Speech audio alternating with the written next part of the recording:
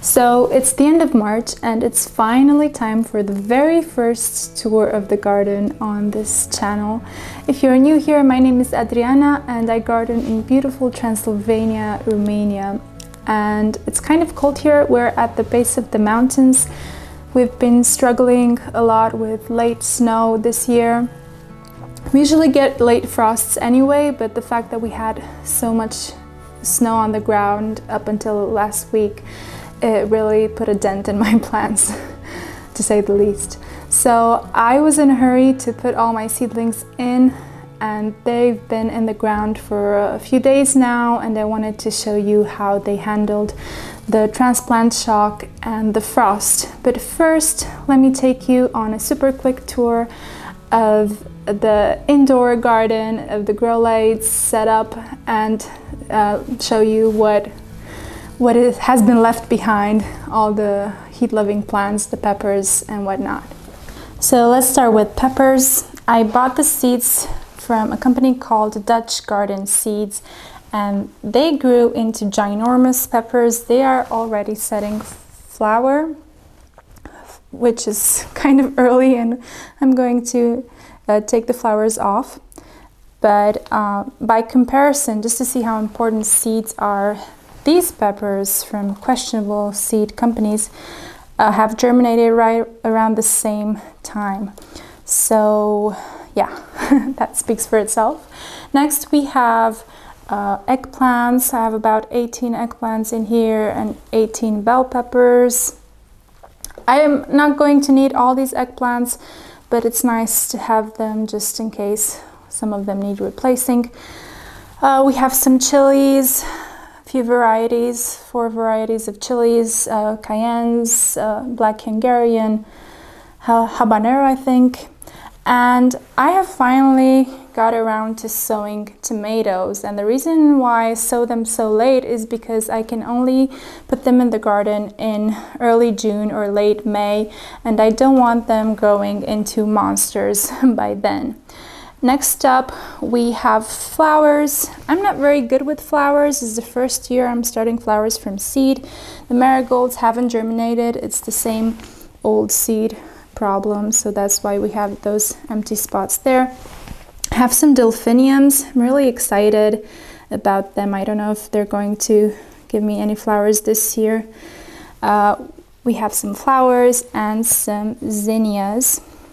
Next up, I started a second batch of peppers because I wanted more variety and some of them didn't germinate. And I need about 30 plants, so those ones up there aren't enough. And there are only 18. I hope these will catch up by the time summer comes. If not, I'm just going to have a late autumn harvest.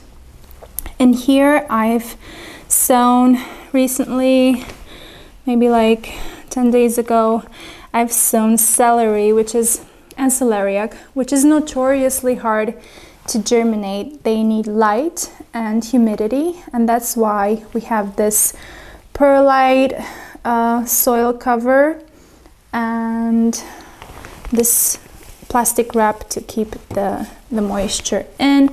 And like you can see here, maybe, I don't know, some of them have already germinated, which is fantastic, because I didn't do that successfully last year, so I'm happy about that. We have some spare sweet plants in the back, just in case the ones outside don't make it, because they're looking kind of sad, some of them, to be honest. We have some purple basil, some Italian basil, some rosemary, and some thyme, but these guys aren't looking very, I mean, they're barely even growing. I don't know if that's normal. And that's about it for the tender plants, for the heat-loving plants.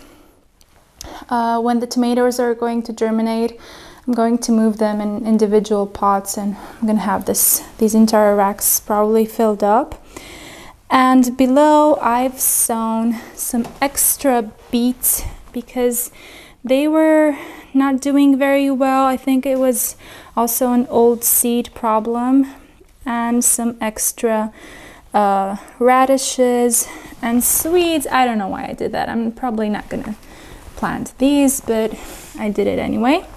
Some lettuce for pricking out into new modules, and some bunching onions, which I can't wait to plant to get bigger and plant them outside.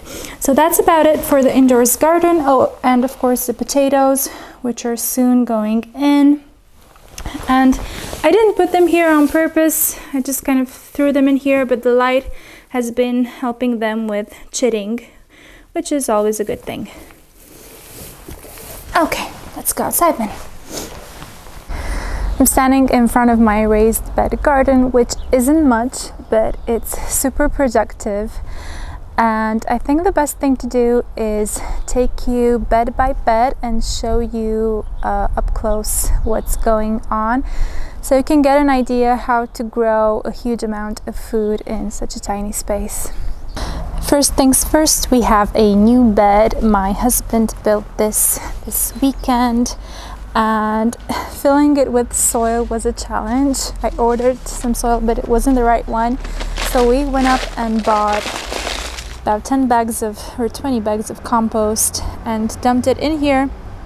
So this will be the only bed that is just pure compost. The rest of the beds have native soil, and I have amended them with a couple of inches of well-rotted horse manure and mushroom compost, which feels much richer, but it's only a thin layer, so that's the drawback. In this bed, I have sown 3 rows of parsnip. Here you're gonna see my shadow here, but 3 rows of parsnip and about 30 sweet plants, which didn't handle the transplant shock very well. I don't know if you can see that the leaves are starting to turn white and limp, this one especially. But it's only the bigger plants. I think the small plants are always doing better than the big plants. My plans with this bed on this side is to plant this lettuce. I have some Lolo Rosa and some Great Lakes, which is a head lettuce, and I'm going to plant it here and probably in between, somewhere in between the Swedes, like in the middle.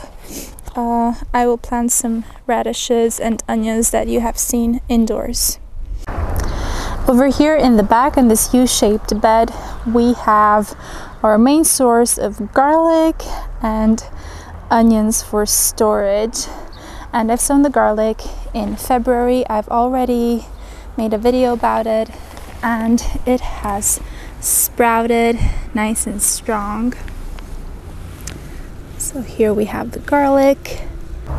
And the onions I have multi-sown. You're probably not seeing them here in this bright morning light, but up close you can see that I have about 3 to 4 onions in a clump. And in between the onions, I have just enough space to plant these radishes and these little gem lettuces that they're kind of a romaine lettuce that doesn't grow very wide.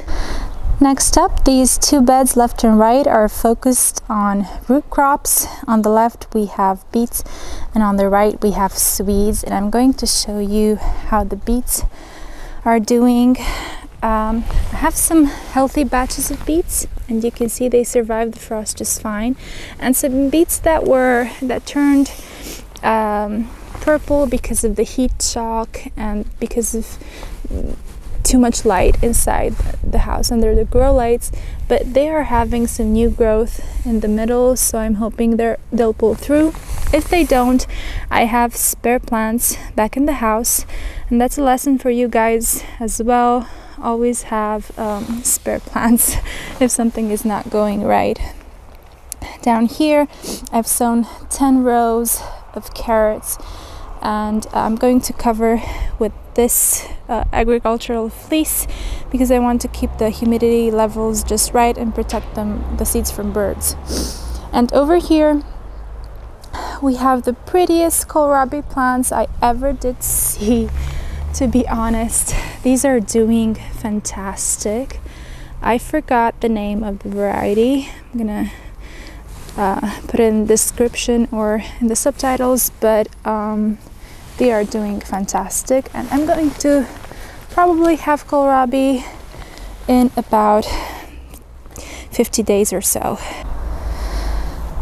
Moving on to other spring crops, I have this bed that is reserved for radishes, dill, kale, and celery and celeriac, which are still inside.